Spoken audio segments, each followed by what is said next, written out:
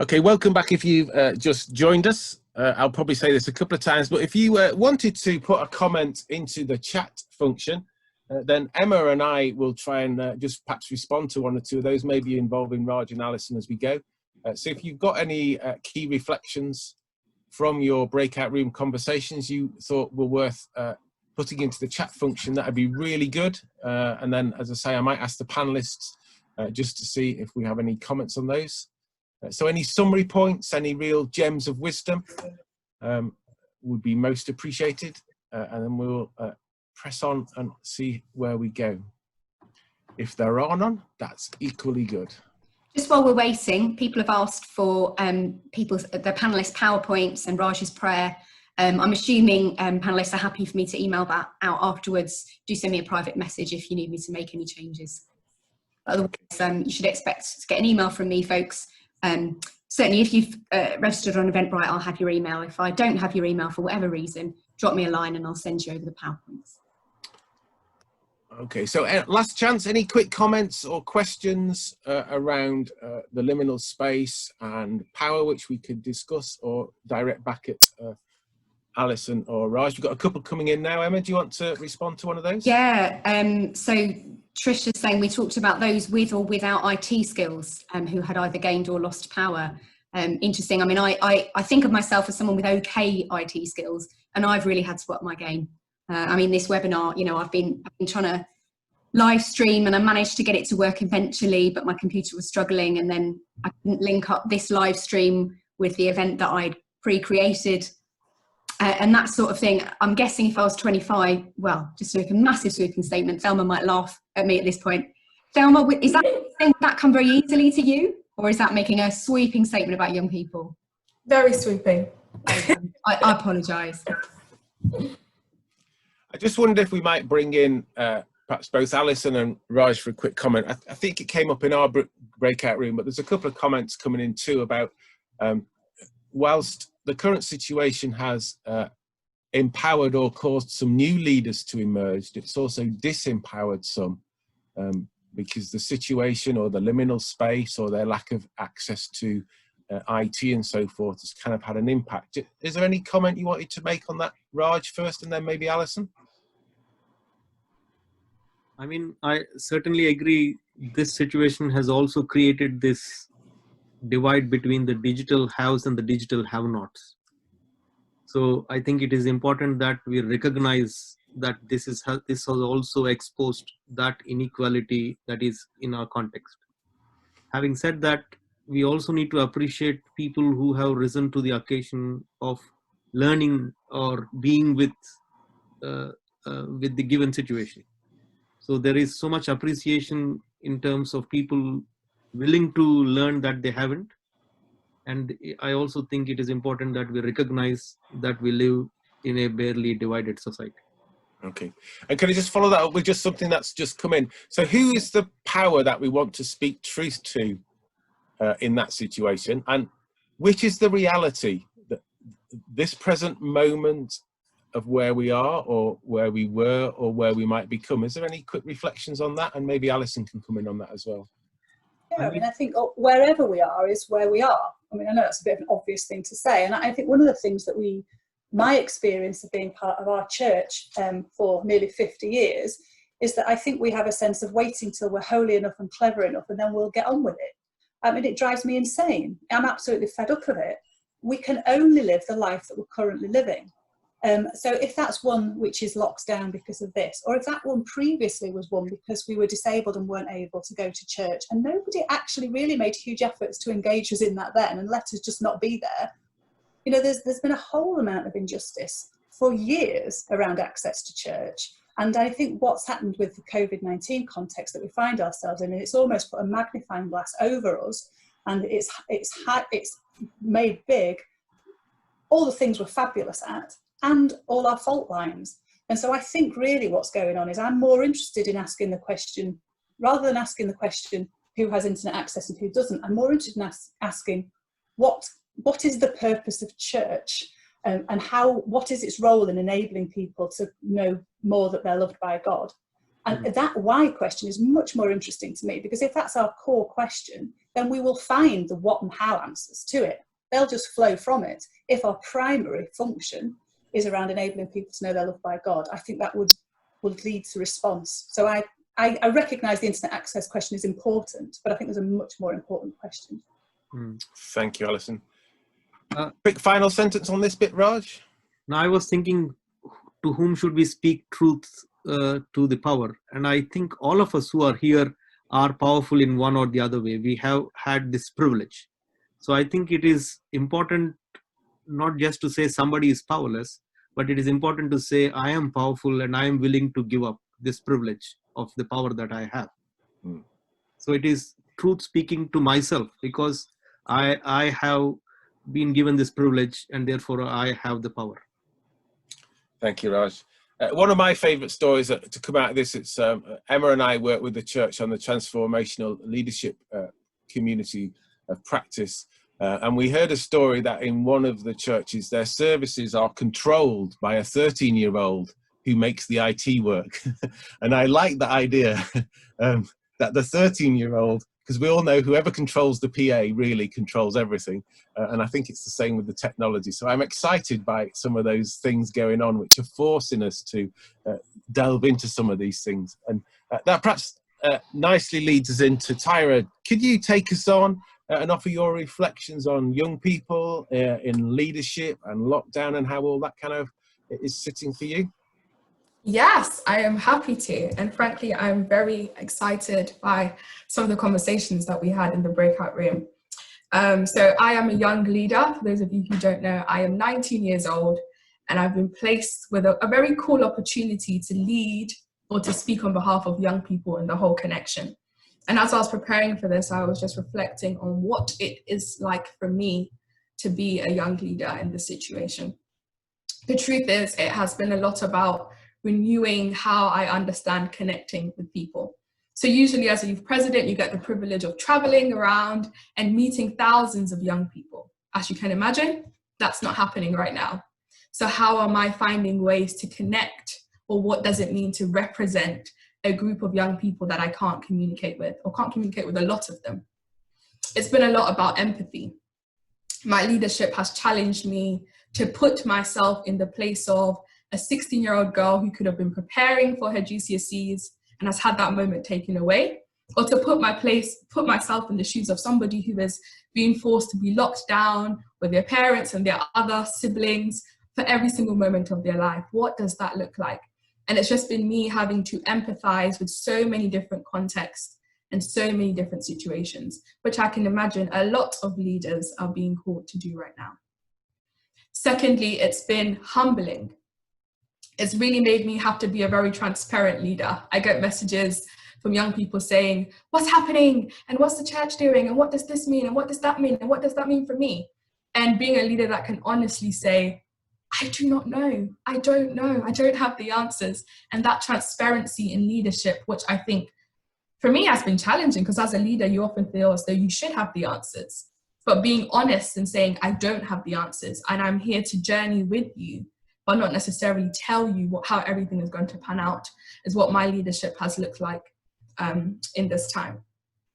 Young people, as Nigel said, have taken the lead in a lot of things. So I am one of those young people that lead the IT in my church. But I think it has been interesting to see how the body and the church has appreciated these skills that young people have in a new way. And it's my heart's desire that when we do go back or go forward into a new type of church, that doesn't just stop there, because I don't believe the only skill that young people have is operation of Zoom or Facebook streams. There is so much that they have, and how do we incorporate that or appreciate that in the body of Christ today, which I think is a challenge for us looking forward at what our church looks like. Young people have been leading with worship. So my team of reps have been doing worship Wednesdays on Instagram.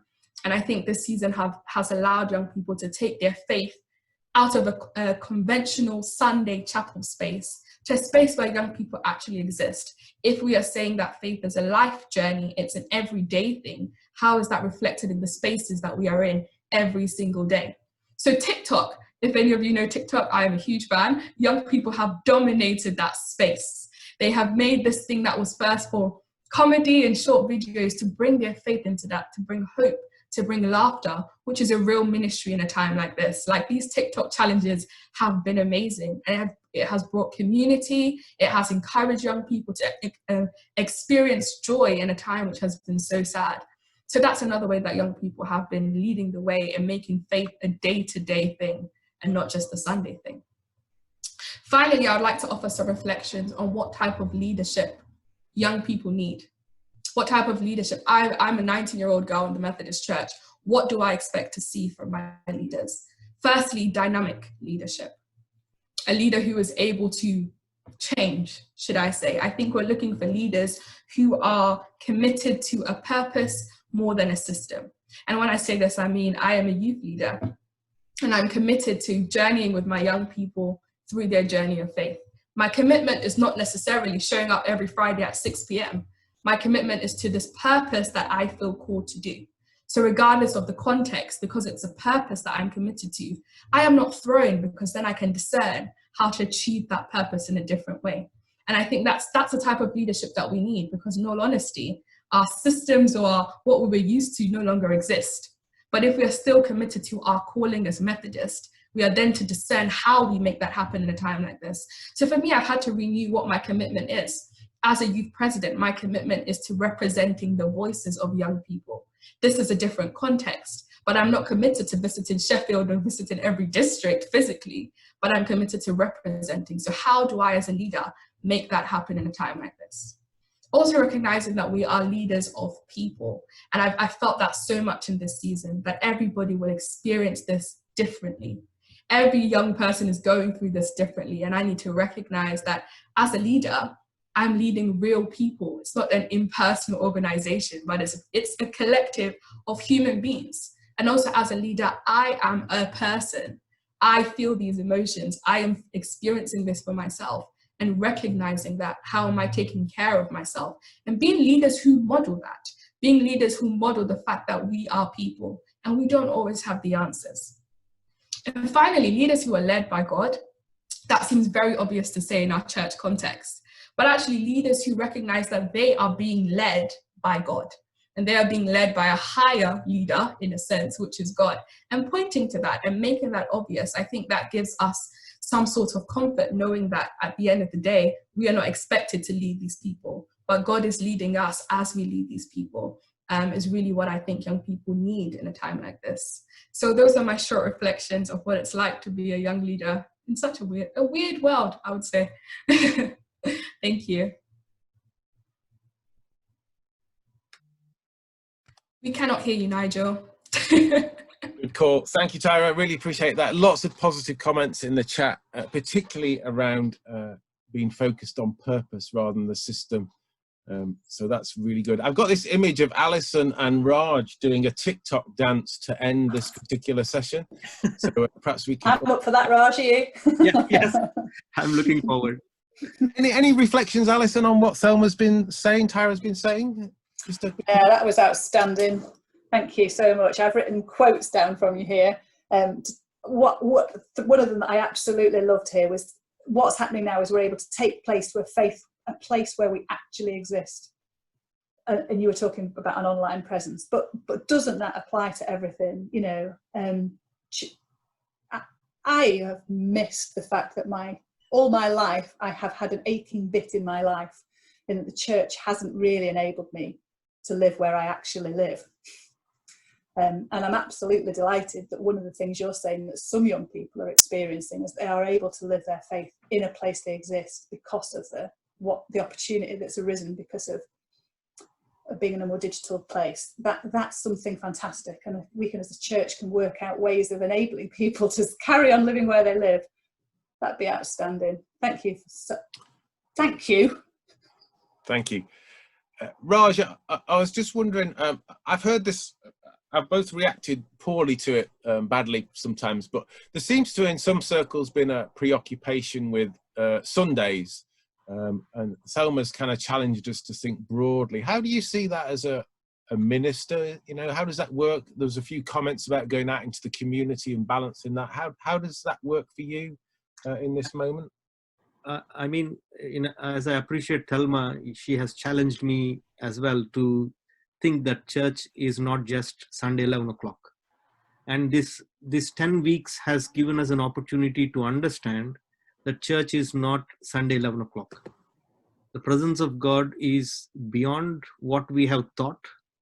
And the presence of God has always been there in places which I did not know. So it has challenged me as a minister to not be just bound by Sunday 11 o'clock, but try to be in the rest of the times.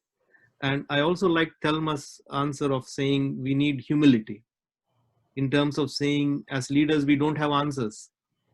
And that's where I see this power dynamics as well. So leadership traditionally has always been understood as you have all the answers. In fact, I think we need to be open to say we are vulnerable, knowing we don't know the answers. And ministry, if I have to use Alison's word, we are moving forward rather than we are taking a return. So it's a turn towards forward, going forward. And I do not know. Thank you. And that leads us nicely into introducing Emma to talk about her work with the transformational leadership community. I've got to know Emma over the last few months. I hope she doesn't mind me saying she's in a double or triple liminal space because she should be on adoption leave now, but the lockdown has changed that. But I've come to know her as a woman who does have all the answers. So she's going to lead us into the next few minutes. Emma. Yeah, that's not true, but yeah, Mr. Pimlott has a sense of humour. Yeah, it's great to be part of this webinar. I've really enjoyed listening to everyone's contributions. So there's just so much here to reflect on. So my own particular piece of work, along with Nigel, is developing transformational leadership in the Methodist Connection, and particularly Nigel and I have been working on the transformational leadership learning community. So this was a pilot for the connectional year that's just finishing, and we've been really encouraged. We had a weekend where we got 8 teams together, some from churches, some from circuits, and I know some of our participants are on this webinar today, and it's been great to see your names pop up. And so we had this great weekend in January, and then everyone went away with their action plans, and they had coaches checking in with them. And then, of course, in March, the lockdown started, and my fear was that people would think, oh, well, you know, we can't do any of that now because everything's changed. And of course, it has changed, and a lot of plans have gone out of the window. So we had a catch-up a few weeks ago on the Zoom, and each of the teams sort of checked in, and Nigel and I discovered people aren't throwing plans out the window completely. They may be doing different things, but there was actually a lot of energy and new things and experimentation going on, which was great. And so I just really encourage all of us participating who are leaders, whether that's leading as ministers, whether that's as committed volunteers, church stewards, perhaps lay workers, that things are completely different, and leadership will be different and maybe harder depending on how we respond to this liminal time. But your leadership is needed even more than ever. And just on a very practical note, Nigel and I would be really interested to hear from anyone who would like to join the leadership, transformational leadership learning community. We're still recruiting for teams in 2021. We were a bit worried that people would stop applying because of COVID, but actually, again, we've had new applications, which has been really encouraging. It's been good, Nigel, hasn't it? And now I've had my chance to speak. I kind of want to know what you think, because I think you're really the guy with all the answers. Really? Thank you, Emma. No, I haven't got all the answers. I do think about this subject a lot, really. Some of you will know who've done the training. I am passionate about finding our evolutionary purpose. It's more important, I think, we know the why than the what or the how necessarily. So I'm just going to offer a couple of thoughts on some of the skills which I think might be helpful. And they're based on some of the thinking and reflection I've done. But I'm a bit geeky. I listen to what's called futurologists. And these are people all around the world who assess the world we live in looking at what's going to work leadership-wise into the future. So I just offer you a few thoughts, and they're inevitably through my lens. So we'll just see where we kind of go in the time we've got. Some of you will know a guy called Shane Bishop. He's an American pastor. He took part in the Click Festival at home recently.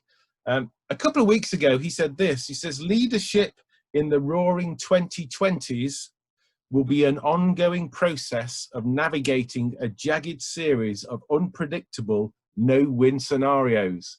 That's kind of not very hopeful, is it really? He says effective leaders will be laser focused on their mission, empathetic, strategic, persistently hopeful, and have the hide of elephants. And I thought that was a wonderful capture of perhaps the challenges we face. So I offer you here 6 skills I think we might need into the future. The first one is agility. Some of this will be familiar to you, but we'll just see if we can flesh it out a little bit. I'm convinced that rigidity and a sense of heavy-leggedness in how we respond to the future are real enemies of good leadership. I just think we need to be very agile, very deft, very nimble in the coming days. Even to the extent that if we make some leadership decisions, they're not once for all decisions. We may have to change them very quickly in response to both the context we find ourselves in and also what the Spirit of God is leading into.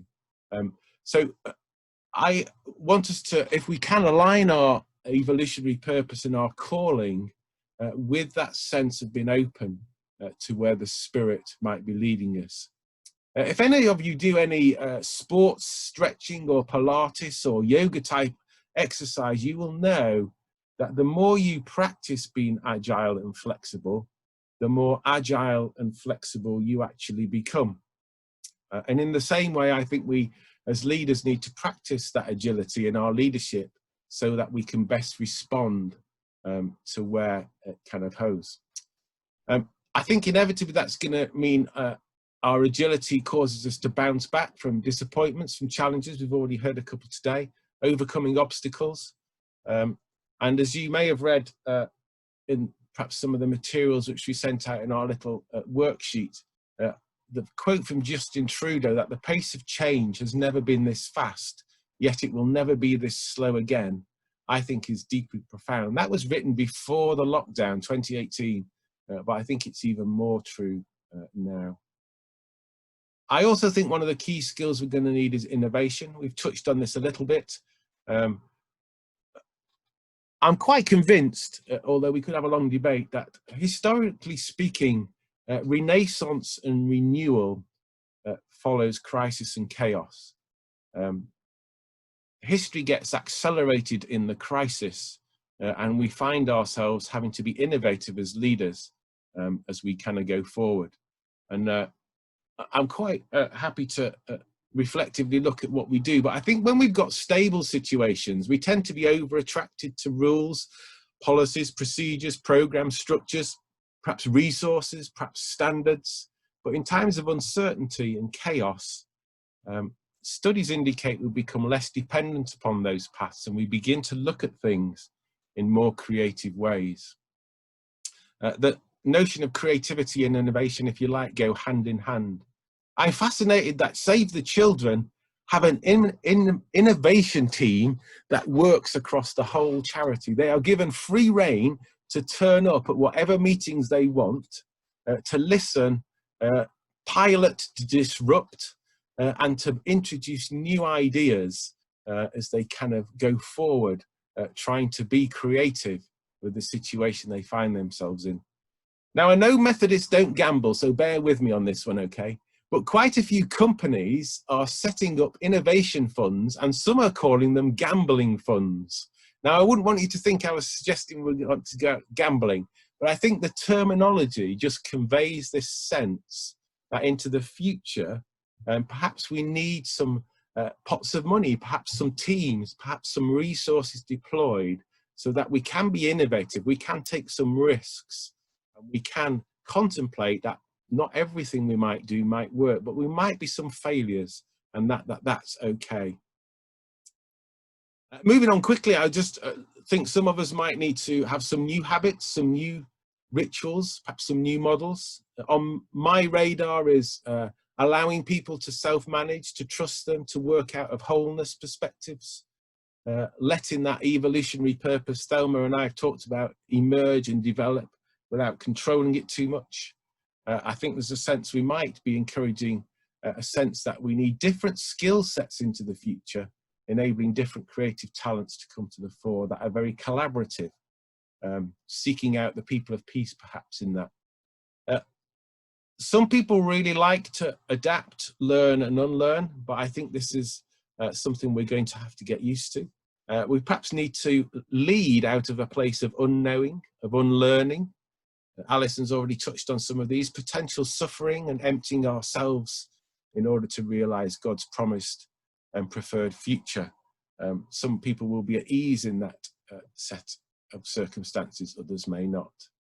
The CEO of Microsoft said recently, don't be a know-it-all, be a learn-it-all. And again, I think that would be a message I might want to offer to some of us as leaders. And finally, the last one, overcoming fear and resistance. I think we have to be honest, some people are fearful about all sorts of things. There is resistance to change in many ways. We might want to cling to the things we know as we go forward, just because they offer us security. So I would encourage us to do all we can to look after people, but also to raise the bar and to communicate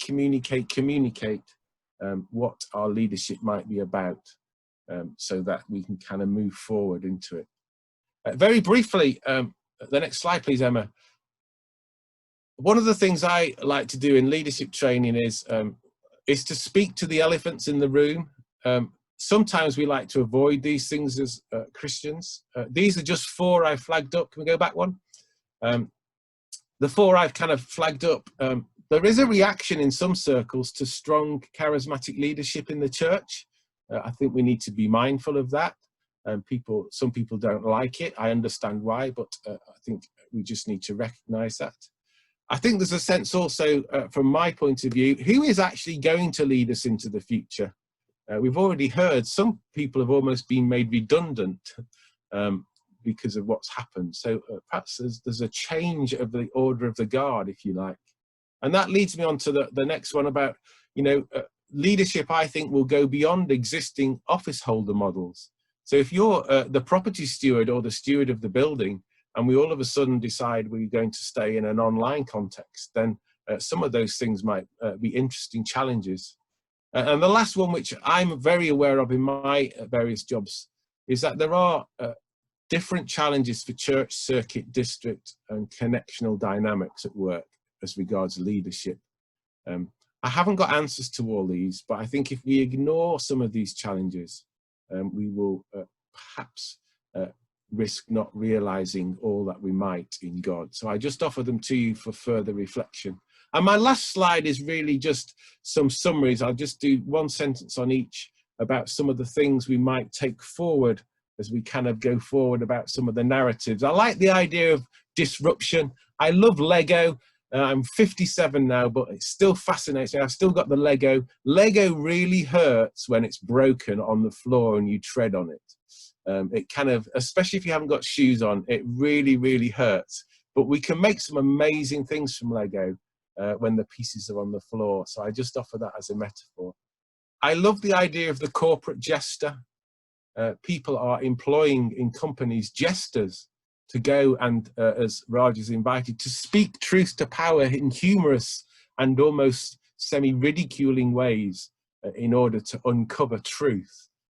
So I kind of just offer the role of the jester as quite interesting. The metaphor of the broken plates, one I've been using of late, has come from a colleague in my particular region. When we drop a plate on the floor, it can feel like our leadership is broken. And we have some choices then. We either try and glue it back together so it's still a plate. We try and glue it back together, and I've done this a couple of times, and it ends up looking nothing like a plate. We decide actually it's broken and we need to dispose of it as a plate. Or we might do something creative with it, something prophetic, something artistic with it. And I offer that as another metaphor. And 2 more. We haven't been this way before, as I've alluded to already from the Joshua quote. We haven't got a map. We don't know what the terrain looks like. We are very dependent upon God's leading and our leadership skills connecting where the Spirit is directing. And so maps and compasses might be in short supply. And I went to Christmas. I know it's only June, but I was thinking about the Magi, or the wise men, whatever we want to call them. I was thinking that they hadn't got much to go on, just a few promises, a sense of being on a journey, working counterculturally. This is the first recorded act of social activism in the New Testament. Check that out if you want, when they disobeyed Herod and they went dissident.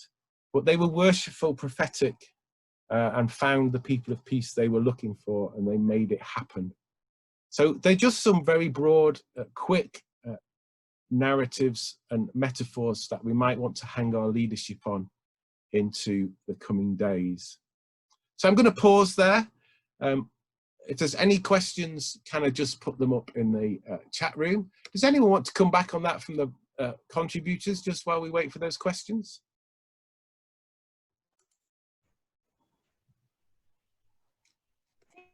I saw some patterns emerging. Would that be helpful? I think I heard from all of the speakers said something about unlearning seemed to be absolutely critical, and starting to learn from it. And I wondered, and it's the first time I thought of it like this, what if we as church leaders have been so busy propping up church that actually we hadn't noticed these other people who are actually cracking on with it? And what if they are the people who are going to lead us into the next phase of what our church life is? And what kind of unlearning would we have to do then? That was some of the stuff I kind of linked together from what I'd heard everybody saying. Okay, yeah. Nigel, I was monitoring the chat while running your PowerPoint slides, and a lot of people were responding on this issue of agility or flexibility.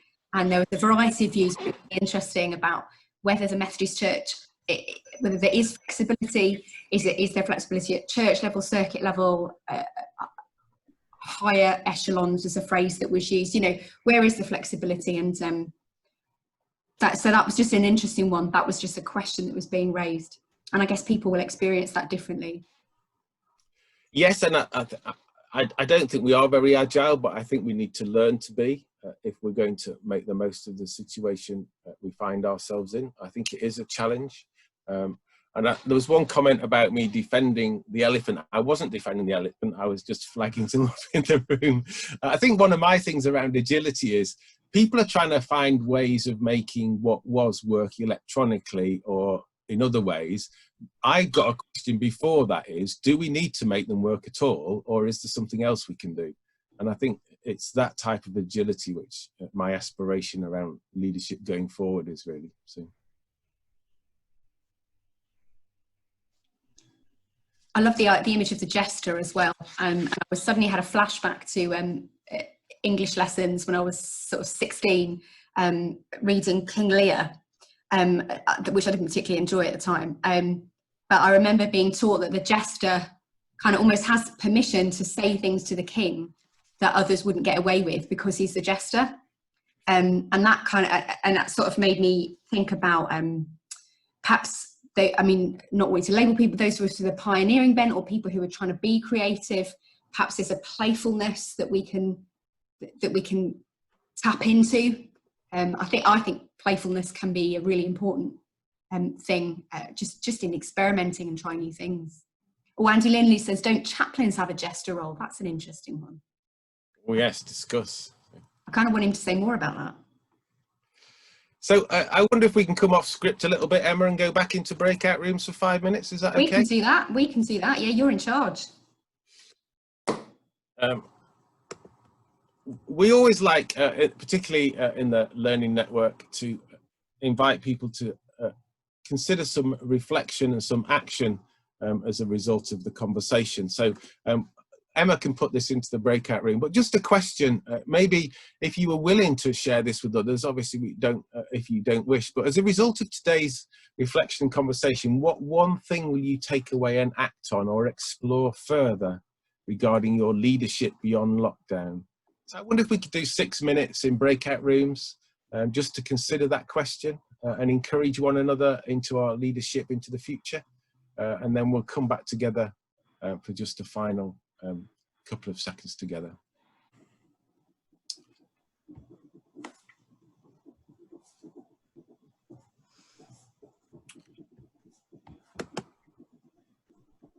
So just a couple of things to close. If you've got any comments you wanted to make, please do put them in the chat room. If you wanted to feedback anything, do feel free to do that to me or Emma via email or any other means. But I was just wondering if our contributors might offer us a one-sentence just reflection on what we've heard today, what we've looked at as we kind of look at that leadership beyond lockdown. I'm going to ask Alison to start because she's had the most warning, if that's all right.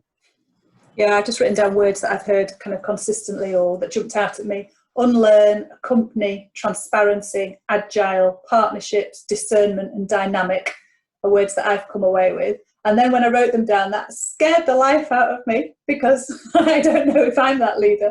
But then I've a quote from Thelma, which was, "I'm leading real people and I am a person." That's what I take away from this. Thank you. Thelma, are you still there? If you could offer us a quick comment. Can I say Alison took mine, so I have nothing to say? I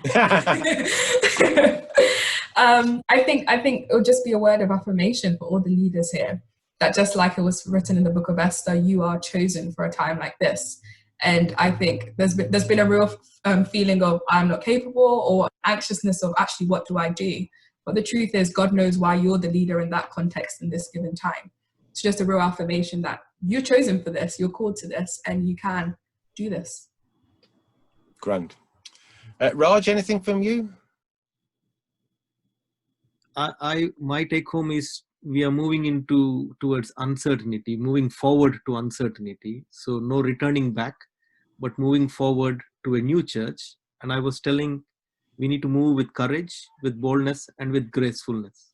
Because I am not particularly happy with the words new normal or exodus or exile, because we are not moving into an exile into a new promised land.